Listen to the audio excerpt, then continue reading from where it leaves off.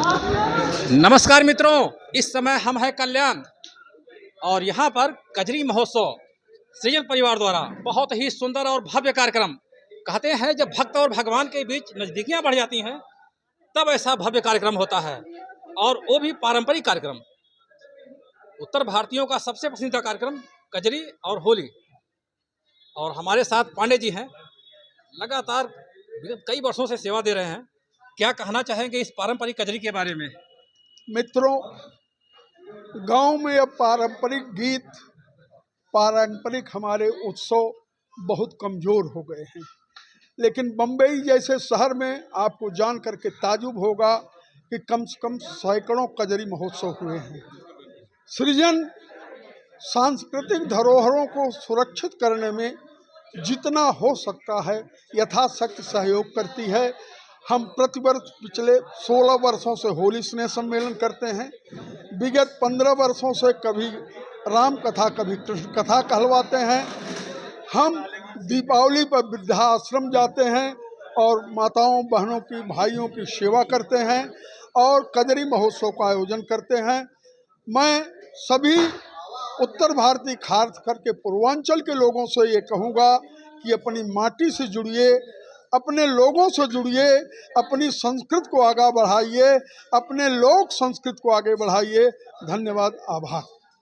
तो ये थे पांडे जी, जो सृजन परिवार के अध्यक्ष हैं, और बहुत सुंदर और बहुत अच्छा मैनेजमेंट आपका।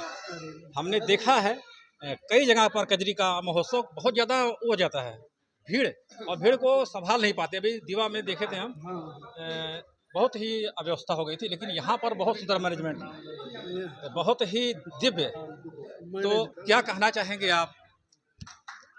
आदरणीय, दो चीज़ें हैं जो सृजन विगत 15 सालों से कर रही है, जिसमें कजरी महोत्सव हमने पिछले 2 साल से शुरू किया है।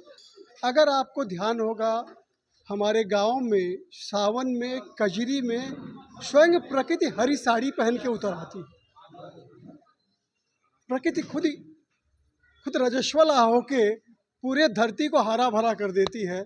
नारी स्वयं में हरी हो जाती है साड़ी पहन के, और पुरुष परिधान पहन लेता है भगवामय हो जाता है।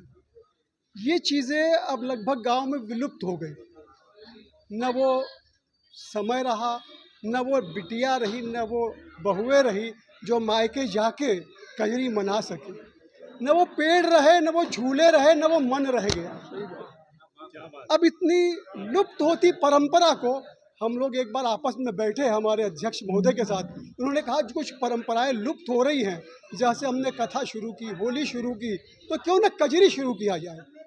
तो ये हमारा आपस में ये मत बना कि हम क्यों न अपने यहाँ के नारियों के लिए लुप्त होती परंपराओं को फिर से जीवित करें। जब शहर में जीवित होगी तो गांव में भी निश्चित फिर से जीवित हो जाएगी।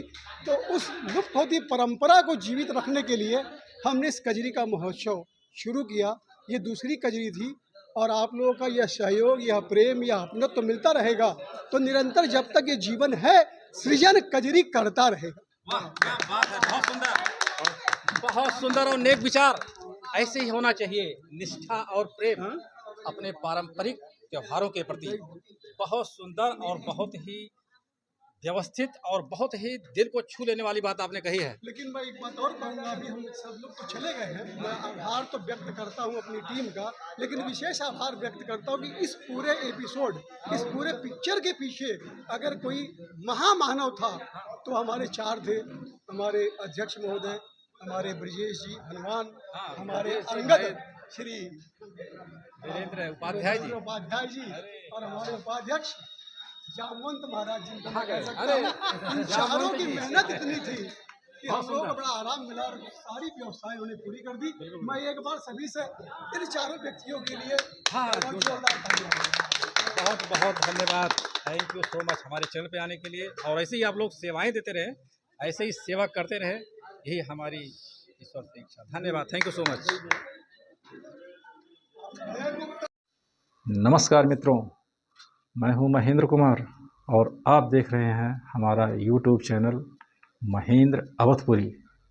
अयोध्या से रामेश्वरम तक का सफ़र, जितने धर्म स्थल हैं जितनी टैलेंट हैं समाज में, जितने योग और संस्कार हैं, ऐसी ढेर सारी विधाएं आपको हमारे चैनल के माध्यम से मिलेंगे। तो जुड़े रहिए हमारे साथ और देखते रहिए हमारा यूट्यूब चैनल महेंद्र अवधपुरी।